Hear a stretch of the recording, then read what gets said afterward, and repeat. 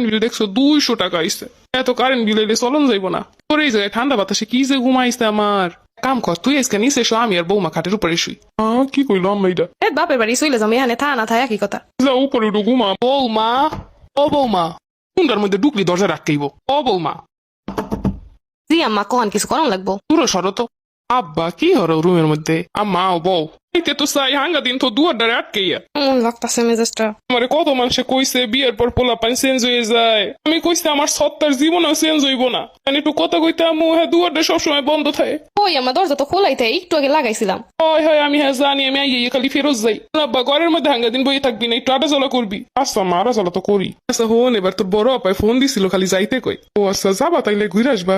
আমি হইয়া কইছি যে তুই আর আমি যামু আনে। আম্মা আমি কেমনে যাবো, আমার তো এদিকে কাম আছে। আরে অফিস দিয়ে ছুটি নিস, তোমার বৌমাও তো আল্লাহ। আল্লাহ রে পোলা পর হয়ে গেছে রে, বউ এখন আল্লাহ এই চিন্তা করে আমার লগে যাইবো না, আমি কেমনে যাবো এই চিন্তা করলো না। আমা তুমি এরকম কইতেছো কেন? তোমার গাড়িতে উড়াই দিলে তুমি যাইতে পারবে না। এখন তো আমার গাড়িতে উড়াই দিতে পারলে আমি যাইতে পারবো, আর এখন বউ আল্লাহ থাকতে পারবো না। আচ্ছা আম্মা আমি লই যাবো, তোমার দিয়ে আবার চললাম মনে, আবার যেদিন আসবা আমার ফোন দিও, আমি যাই লই আমো। আচ্ছা যাই ও কইবো না একটা। ও বোন আর একটা কথা আছে, এক জোড়া বালা আসলে না আমার, এটা তো ভাঙ্গে গেছে। এই 2 জোড়া ভাঙ্গে চিন্তা করছি একটু মজবুত দেখে বানামো।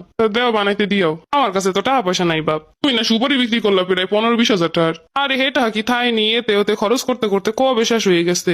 আচ্ছা ঠিক আছে আমার টাকা পয়সা ওই লোক দিমো না, এখন একটু রাখতে দাও। তুই তো আব্বা ভালো বেতনই পাস। আমার এই মাসে একটু আবার শ্বশুর বাড়িতে যাবো, খরচ আছে বুঝুই তো। এই তো ওই দেই আর মায়ের গুরুত্ব নাই, হশুর বাড়ি যাবে, হশুর বাড়িতে তো এখন ভালোই লাগবো। আমা তুমি দিন দিন এমন হয়ে যাইতেছো কেন? আগে তো এরমে আসলা না। এখন তো আর আমার কথা ভালো লাগবো না, আমারই ভালো লাগবো না। 2 দিন পর তো আমার আশ্রয় হইব বৃদ্ধাশ্রমে। রাত বাজে একটা, এখনো কথা শেষ হইলো না। 8টার সময় আইসে আর এখন 1টা বাজে। আমা তোমার শরীরটা ভালো লাগতেছে না মনে হইতেছে, তুমি একটু ঘুমাও। রে ঘুমাইতে পারি না রে। ও ফ্যানটাই তো ভালো বাতাসই আয়, আমার ফ্যানটাই ভালো করে বাতাস হয় না। মাসে কারেন্ট বিল দেখছো 200 টাকা আইছে। এত কারেন্ট বিল এলে চলন যাইব না। তোর এই জায়গায় ঠান্ডা বাতাসে কি যে ঘুমাইছে আমার। কাম কর তুই আজকে নিচে এসো, আমি আর বৌমা খাটের উপরে শুই। কি কইলো আম্মা এটা? বাপের বাড়ি চলে যাবো, এখানে থা না থাই একই কথা। যা উপরে উঠো ঘুমা আমার লগে। কালকে বাপের বাড়িতে যাবো, আমার বাপের বাড়িতে দিয়ে আসবা। কি করবো কো, আমি নিজেই অসহায়। তুমি আমার কিছু কইতে পারো না? তোর আমার কিছু কম যায়, তুই রাগ করে না, একটা বুদ্ধি পাইছি। তোমার আবার কি বুদ্ধি আছে? আম্মা তো ঘুমাই গেছে, চলো আমরা কি আমার রুমে ঘুমাই। বিয়ের পরে লুকুচুরি করবো। আমি ওবা কি করবো কও দি। দেখো বৌমা তো এখনো ঘুমাইতে আইলো না।